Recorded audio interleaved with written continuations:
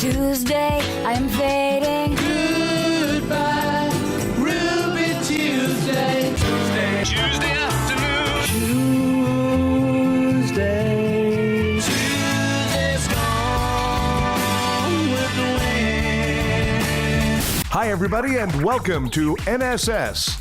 This is the Reynolds Report. There really is something smelly in this whole Kim Kardashian robbery in Paris. $10 million doesn't seem like a lot of money to split between 5 guys. After you fence the jewelry at 40% and pay off all the cronies involved, each guy gets under $1 million. Is that worth it when you're facing 10 to 15 for armed robbery and assault? This is either a PR stunt or an inside job. Anyway, here's what apparently happened. 5 men wearing ski masks and police jackets were involved in the robbery early yesterday morning. 2 men entered Kim's room at her hotel, bound her hands and feet with tape, gagged her, and put her in the bathtub before stealing all the jewelry. The men first threatened the concierge with a weapon, handcuffed him, and forced him to open Kanye's private apartment that he owns at the hotel where Kim was staying. 2 of the men gained entry to her room and stole one of Kim's rings worth $4.49 million,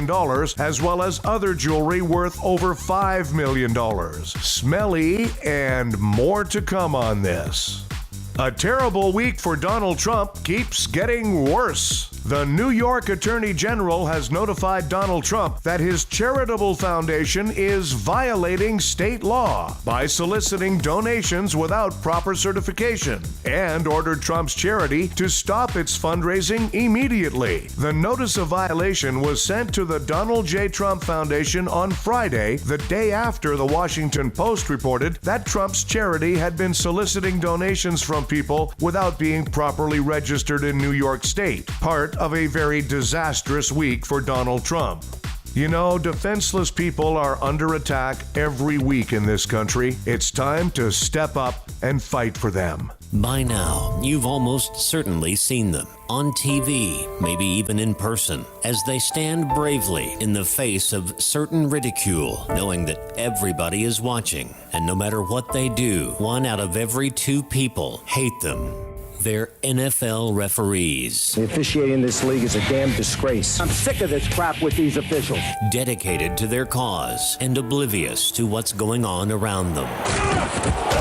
Oh, what are you, blind, ref? Come on! Join us in a new social movement dedicated to the professional referee. It's Black and White Lives Matter. Every dollar you donate will go toward getting laser vision correction for every NFL referee in the league. And then we'll start on the college guys, because apparently they can't see a damn thing either. Black and White Lives Matter, blowing the whistle on incompetence. It's now official. Wonder Woman is bisexual. That's right, folks. Her invisible jet flies in either direction.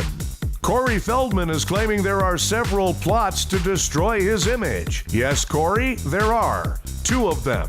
One by music critics and one by acting critics.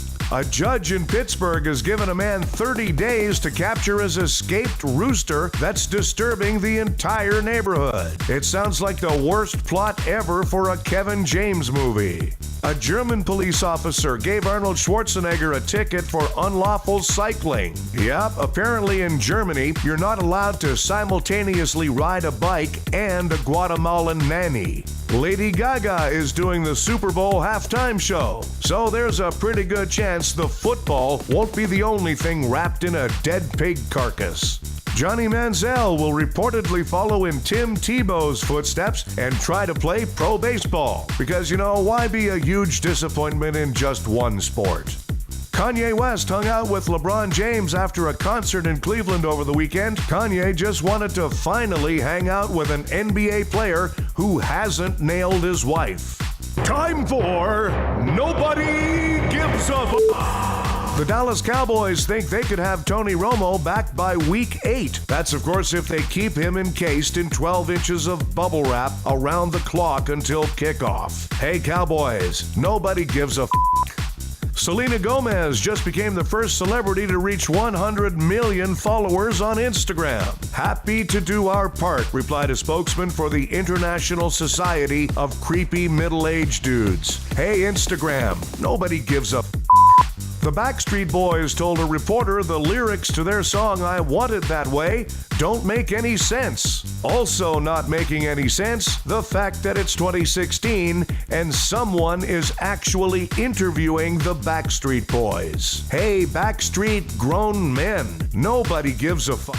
Thanks, everybody. We have a new episode of the Reynolds Report for you every weekday. Be sure to check out NSS Live, starring Frank D'Angelo and his celebrity panel featuring the legendary Phil Esposito. Tuesdays and Thursdays, live, right here on NSS.